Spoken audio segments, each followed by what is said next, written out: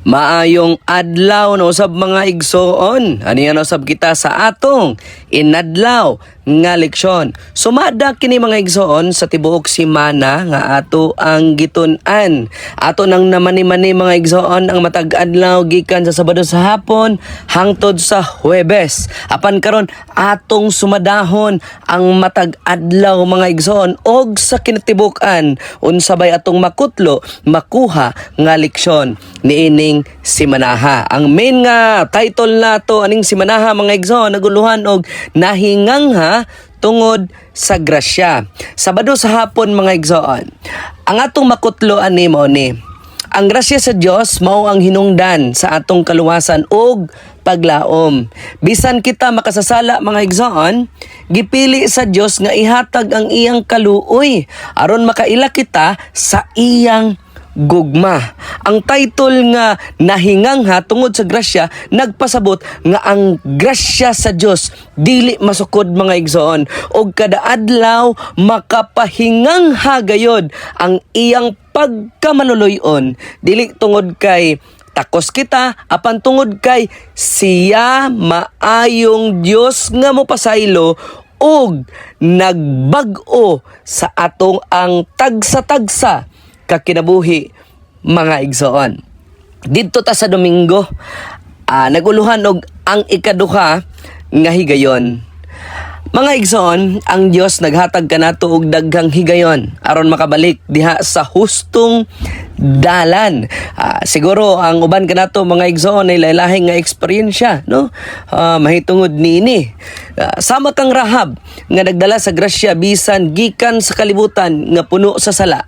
Kita usab gitagaan og ikaduha nga higayon. Ang grasya nagpasabot dili lang og pasaylo, apan og paghatag og bag-ong sugod. Ang title nagpakita nga ang Dios dili mapurdoy sa presensya og ang tanang musalig kaniya makasinati sa usa ka ikaduha nga oportunidad sa kinabuhi mga igsoon. Dito tas Lunes, naguluhan og bili sa wala gidahom nga mga dapit. Mga igsoon, ang Dios makita bisan sa mga dapit nga wala nato gipaabot. Sama sa gibuhat ni Josue og sa katawhan nga nakakita sa kamot sa Dios bisan sa kalisdanan. Atong makita nga ang grasya mahimong mutungha bisan sa dili maayo nga kahimtang mga igsoon. Ang title nagpasabot nga bisan sa mga lugar o kahimtang sa atong ginabanatan o giisip nga wala bili, aduna di ay tuyo ang Dios mga igsoon. Ang grasya makahatag bili sa walay bili. Adto tas Martes mga igsoon, naguluhan og bag-ong pag-unong. Ang paghunong sa mga milagro sa mana o sa katimaan mga igsoon nga kinahanglan na silang musalig sa Dios sa bag-ong paagi. Ang grasya dili lang sa paghatag apan sa pagtudlo og pagsalig. Ang bag-o nga pag-unong nagpasabot nga ang Dios magbag-o sa paagi sa iyang panalangin aron motubo ang atong pagtuo mga igsoon. Bisan magundang ang usa ka panalangin na agihapon ang grasya nga nagdala sa bag-ong direksyon sa atong tagsa-tagsa kakinabuhi mga igsoon. Dito tas Miyerkules, naguluhan og nagkasumpaki nga mga mithi. Ang Israel nag-atubang sa pagpili tali sa ilang personal nga tinguha og sa kabubuton sa Dios.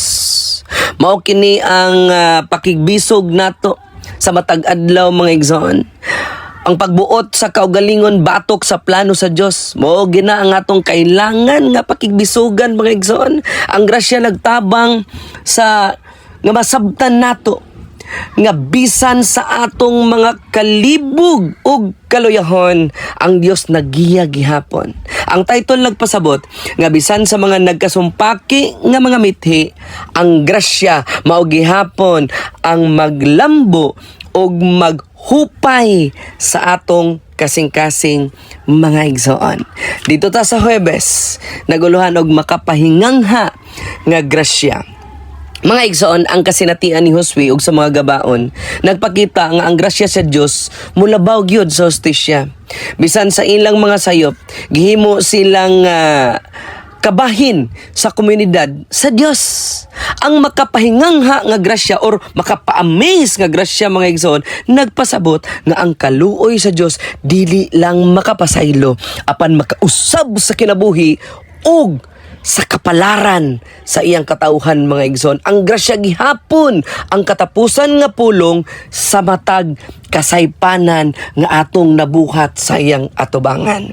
Mga igsoon, sa kinatibuk-an sa tong leksyon ni ining si Manahuna, gikan sa Sabado hangtod sa Huwebes, makita nato ang usa ka hulagway nga nagkahiusa. Ang grasya sa Dios mao ang tinuod nga gahom nga nag-usab sa mga tao. Kini mao ang grasya nga nagpasaylo, naghatag og ikaduhang nga higayon, naghatag bili sa wala ginahom, nagtudlo sa pagsalig, nagpatin-aw sa mithi ug nagbag-o sa kahimtang ngadto sa panalangin. Ang titulo nga nahingangha tungod sa grasya, nagtakop sa tanan kay bisan asa ta, bisan unsa ta, ug bisan unsay atong nabuhat, ang Dios ug ang grasya sa Dios makapahingang hagayod, makaluwas ug magpabilin hangtod sa walay katapusan. Mga igsoon, sa pagtapos mag-ampo ta. Labing balaan o gamhanan ng mga Diyos na kaskitasan sa mga langit. Salamat sa imong makapahingang hanga grasya. Tabangi kami nga makasabot nga bisan sa among kaluyahon, ikaw magapadayon sa pagbag-o ka namo, O Diyos. Ikaw ang among kinabuhi, mahimong pahinumdom nga tinuod gayod ang imong kaluoy. Kining tanan, O Dios, among ginasali ginatugyan in the name of Jesus Christ, our personal Savior. Amen. Mga igsoon, mga higala, daghang salamat sa iyong pagtan-aw, pagpaminaw diri sa atong inadlaw nga leksyon. God bless us all.